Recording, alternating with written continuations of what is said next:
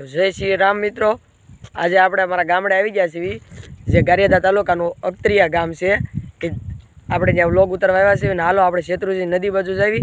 એની તમે અત્યારે વાડીઓ જુઓ, બધું લીલુંછમ છે. જે વરસાદ અહીંયા આવી રહ્યો છે ધીમે ધીમે, અહીંયા અત્યારે બધું લીલુંછમ છે.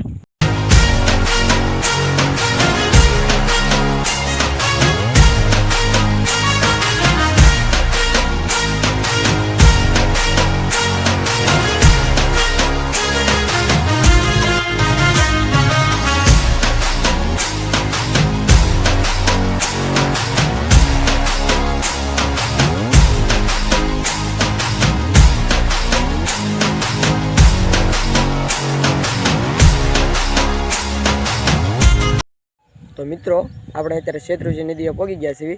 જો ને અત્યારે વરસાદ આવવાના કારણે અત્યારે શેત્રુંજી નદી આપણે ભરાઈ ગયેલી છે, આખી ભરેલી છે. એટલે અહીંયા કાચબા ને એવું બધું છે. બધા માણસો અત્યારે અહીંયા આવે છે, ઘણા કાચબા ને માછલી. જો તમારે અહીંયા આવવું હોય તો અવશ્ય એકવાર મમરાની ઠેલી કે એવું લાવવું, જેનાથી અહીંયા આપણે માછલી અને કાચબા એવું ખાય. એટલે અહીંયા આવવું હોય તો બધા માણસો આવે, મમરા લાવે, મમરા ને એવું બધું નાખે, જેનાથી માછલી અને કાચબા ખાય. જો ને કાચબા અને માછલીની ઘણા છે, ઝૂમ કરીને હમણાં તમને આગળ બતાવું.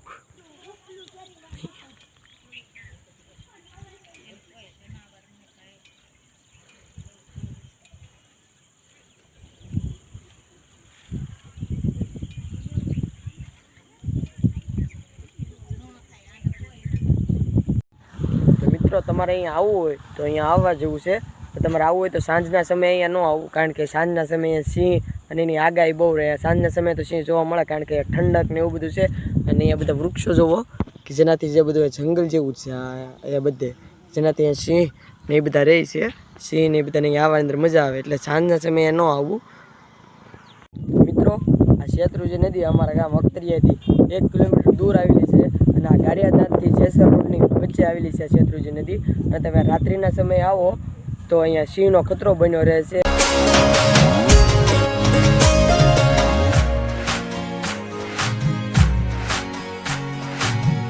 તો મિત્રો અત્યારે આપણે અમારા ગામમાં અવધધામ આશ્રમ કરીને છે, ત્યાં પહોંચી ગયા છીએ. અહીંના અત્યારે બાપુ લાલરામ બાપુ છે અને તેમના ગુરુ રામજીરામ બાપુ. હાલો આપણે અત્યારે અંદર જઈએ, અંદર જઈને ત્યાં મુલાકાત લઈએ તેની.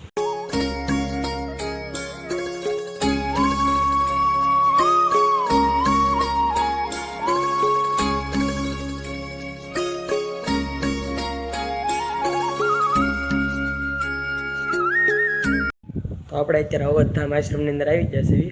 અને અંદર આવતા આપણે રામદેવજી મહારાજને મંદિર છે, રામદેવ પીરનું.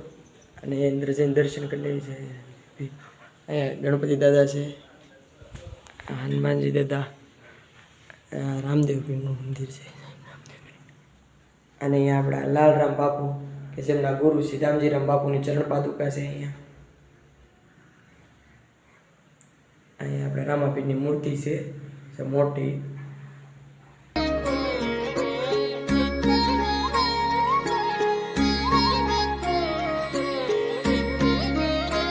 મિત્રો આ બાપુની 4 વ્હીલ છે. અને અહીંયા બાપુ જ્યારે આપણે બીજ ને એવું હોય ત્યારે અહીંયા પ્રોગ્રામ થાય છે. અને દર બીજે એની એવી ખાસિયત છે મંદિરની. દર બીજે અહીંયા જમવાનું હોય છે. આખા ગામની અંદર બધા અહીંયા જમવાનું હોય છે. દર બીજે અહીંયા જમવાનું હોય જ છે.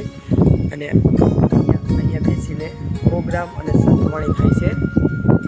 તો મિત્રો તમને કેવો લાગ્યો અમારો વ્લોગ? જો સારો લાગ્યો હોય તો લાઈક, કોમેન્ટ, શેર અને સબસ્ક્રાઈબ કરવાનું ભૂલતા નહીં. જય શ્રી રામ.